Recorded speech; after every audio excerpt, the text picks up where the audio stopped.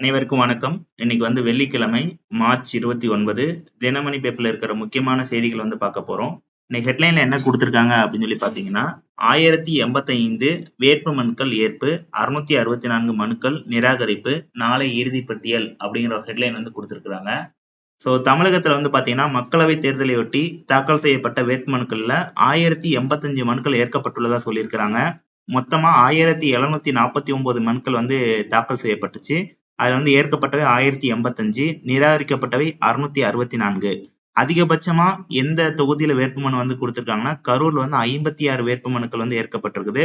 குறைந்தபட்சமா நாகப்பட்டினத்துல 9 வேட்புமனுக்கள் ஏற்கப்பட்டிருக்குதா இதுல சொல்லியிருக்கிறாங்க.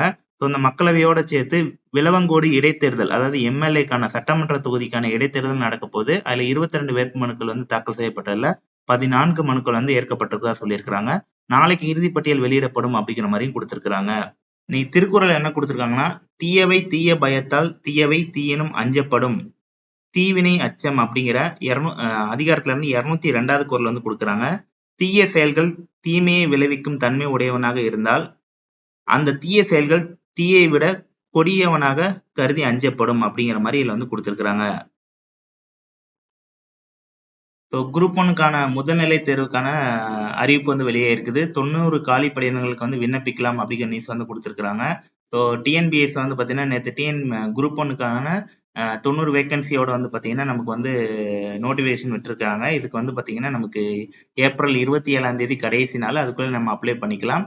ஜூலை 13ஆம் தேதி காலைல 9:30 மணிக்கு இதற்கான பிரிலிமினரி எக்ஸாம் நடக்க போகுது.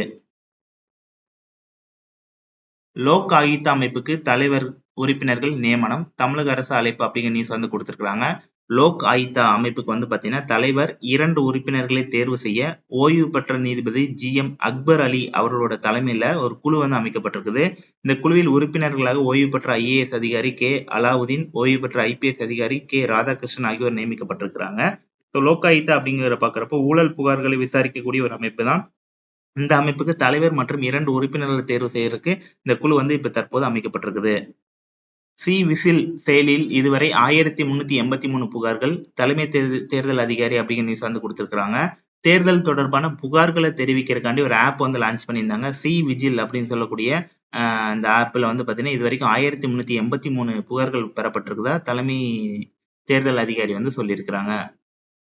தேசிய ஊரக வேலைவாய்ப்பு திட்டத்தில் ஊதிய உயர்வு மத்திய அரசு உத்தரவு அப்படிங்கிற நியூஸ் கொடுத்திருக்காங்க. மகாத்மா காந்தி தேசிய ஊரக வேலைவாய்ப்பு உறுதி திட்டத்தின் கீழ் பணியாளர்களுக்கு வழங்கப்படும் தினசரி ஊதியம் பல்வேறு மாநிலங்கள்ல 4% முதல் 10% வரை ஊதியத்தை உயர்த்தி உத்தரவிட்டிருக்காங்க மத்திய அரசு. ஸோ நாட்டில் கிராமப்புறங்களில் உள்ள ஒவ்வொரு குடும்பத்துக்கும் ஒரு நிதியாண்டுல குறைந்தபட்சம் 100 நாட்களுக்கு உத்தரவாதமான ஒரு ஊதிய வழங்கக்கூடிய ஒரு வேலைவாய்ப்பு திட்டம் தான் இந்த மகாத்மா காந்தி தேசிய ஊரக வேலைவாய்ப்பு திட்டம். இந்த திட்டம் 2005ஆம் ஆண்டு தொடங்கப்பட்டுச்சு. ஸோ அதுல பாத்தீங்கன்னா ஒரு நாளைக்கு 375 வரை ஊதியம் வழங்கப்பட வேண்டும் என நிலைக்குழு பரிந்துரை பண்ணியிருந்தாங்க. ஸோ அதன் அடிப்படையில அதிகபட்சமா ஹரியானாவில் பாத்தீங்கன்னா 374 ரூபாய் இப்ப இருக்குது. அருணாச்சல பிரதேசத்துல மற்றும் நாகாலாந்துல பாத்தீங்கன்னா குறைந்தபட்சமா 234 ரூபாய் ஊதியம் வழங்கப்பட்டது. ஸோ இதை இப்போ உயர்த்துறதுக்காக நடவடிக்கை மேற்கொள்ளப்பட்டிருக்குது. மத்திய அரசு உத்தரவிட்டிருக்காங்க.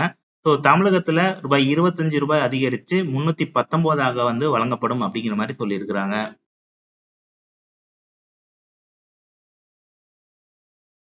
தேஜாஸ் MK-1A போர் விமானத்தின் முதல் சோதனை வெற்றி அப்படிங்கிற நியூஸ் கொடுத்திருக்காங்க. தேஜாஸ் MK-1 போர் விமானம் வெற்றிகரமாக சோதித்து பார்க்கப்பட்டதாக இந்துஸ்தான் ஏரோநாட்டிக்கல் நிறுவனம் சொல்லியிருக்கிறாங்க.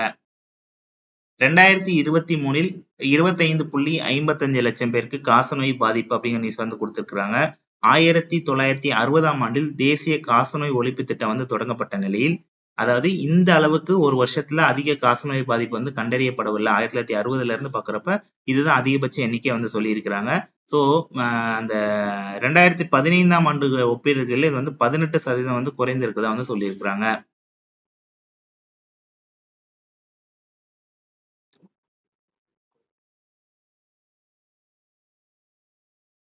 அமெரிக்கா F-16 விமானங்களை அழிப்போம், புதின் எச்சரிக்கை அப்படிங்கிற நியூஸ் கொடுத்திருக்காங்க. உக்ரைனுக்கு அனுப்புவதற்காக அமெரிக்காவின் அதிநவீன F-16 ரக போர் விமானங்களை மேற்கத்திய நாடுகள் தங்கள் விமான தளத்தில் நிறுத்தி வைத்திருந்தால் கூட அவற்றின் மீது தாக்குதல் நடத்தப்படும் என ரஷ்ய அதிபர் புதின் எச்சரிக்கை விடுத்திருக்கிறாரு.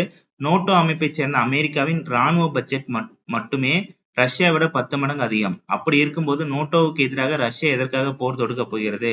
அப்படிதான் வந்து கண்மூடித்தனமானது அப்படிங்கிற மாதிரி புதின் வந்து சொல்லியிருக்கிறாங்க. அதே நேரத்துல உக்ரைனுக்கு அனுப்புவதற்காக இருக்கக்கூடிய F-16 போர் விமானங்கள் மேற்கத்திய நாடுகளோட விமான தளத்தில் நிறுத்தப்பட்டிருந்தா கூட அது வந்து அழிக்கப்படும் அப்படிங்கிற மாதிரி அவர் வந்து சொல்லியிருக்கிறாரு.